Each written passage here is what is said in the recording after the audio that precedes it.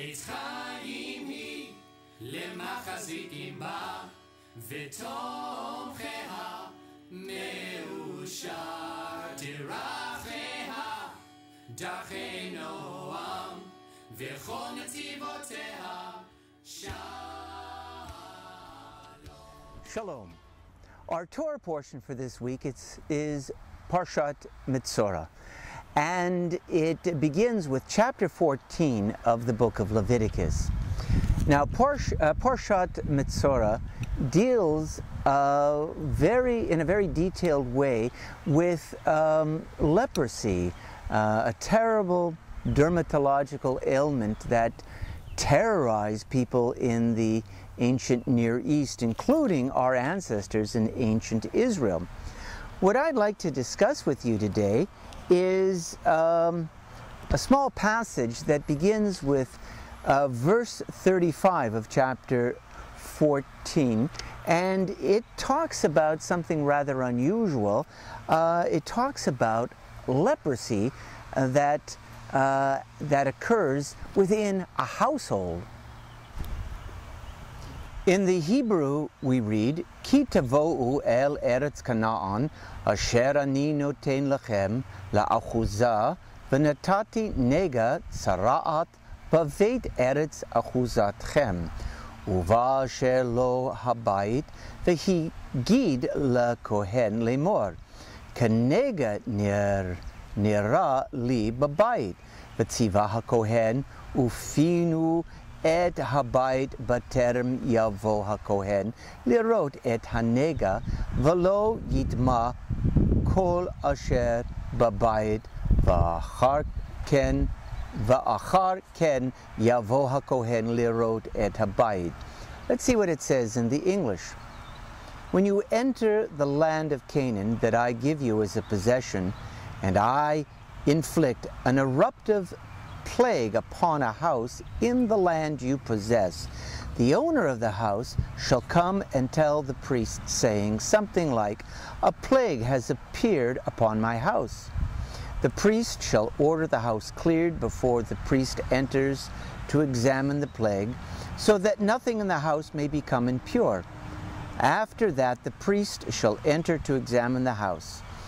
If when he examines the plague in the walls of the house is found to consist of greenish or reddish streaks that appear to go deep into the wall, the priest shall come out of the house to the entrance of the house and close up the house for 7 days.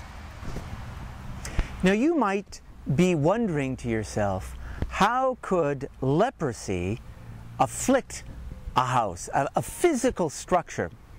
You know, you're not alone. The ancient sages also asked the very same question. Some of them concluded that the Torah was not talking about a physical plague affecting a house, but a moral plague.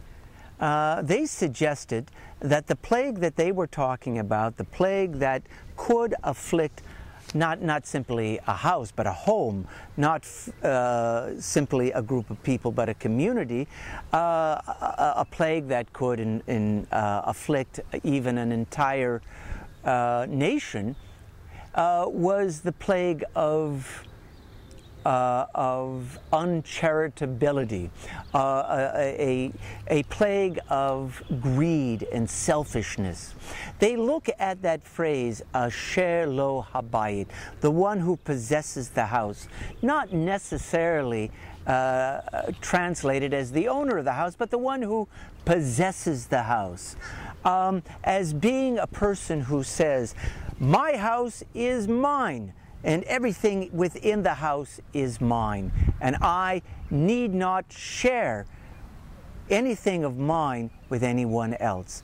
Now, such an uncharitable person is certainly not held in very high regard in our religious tradition, a religious tradition that teaches us to care about those in need around us. There is a wonderful midrash, and I want to share it with you. It's from Midrash Rabbah, and it's about this very Torah portion. It says, a man says to his friend, lend me a kov of wheat. A kov is a small measure of wheat. And the friend says, I have none. And then he asks for a kov of barley, barley not being as expensive as wheat. And what does the householder say? He says, I have none. And then the neighbor says, well, then lend me a kov of dates, which were rather inexpensive. And the neighbor, the householder, says, I have none. And then it goes on to say, a woman comes to her friend, and she says, please lend me a sieve. And the friend says, I don't have one. And then she says, please lend me a sifter. And the friend says, I have none. So what does God do in this situation? According to the Midrash, God causes leprosy to affect this stingy neighbor's house. And as the household effects are taken out, because everything has to be removed from such a house that has leprosy, according to this week's Torah portion, everything is taken out of the house. And people seeing all of these household effects and all of the food and everything being taken out of the house, they say, did not that person say, I have none? See how much wheat there is here. See how much barley is here and how many dates are here. The house, according to this midrash, is rightly cursed with the curses of want its owner professed. A little bit of karma here. The stingy person eventually, because of their ungenerous heart, is afflicted with poverty. Now, there's a lot of talk these days about the necessity of balancing our budget. Now, certainly everyone is in agreement that we have to get under control how much debt our country is entering into.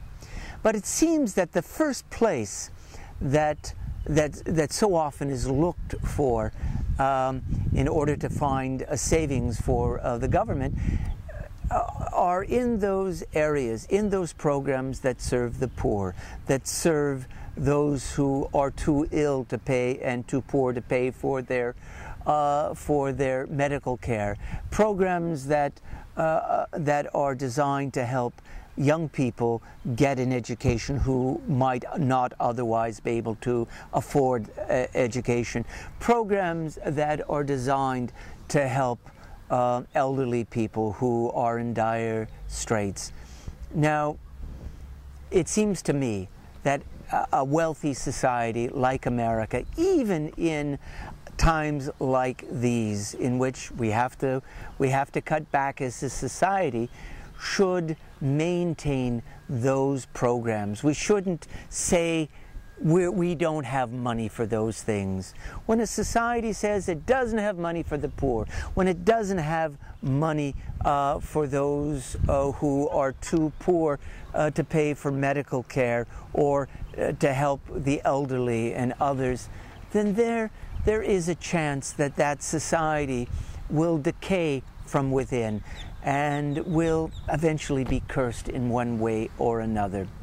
Well, let's pray that we find it in our hearts as a society to find the means to look after the most vulnerable in our midst. Well, that's my take on this week's Torah portion. I hope you read Metzora and come to your own conclusions. Shabbat Shalom.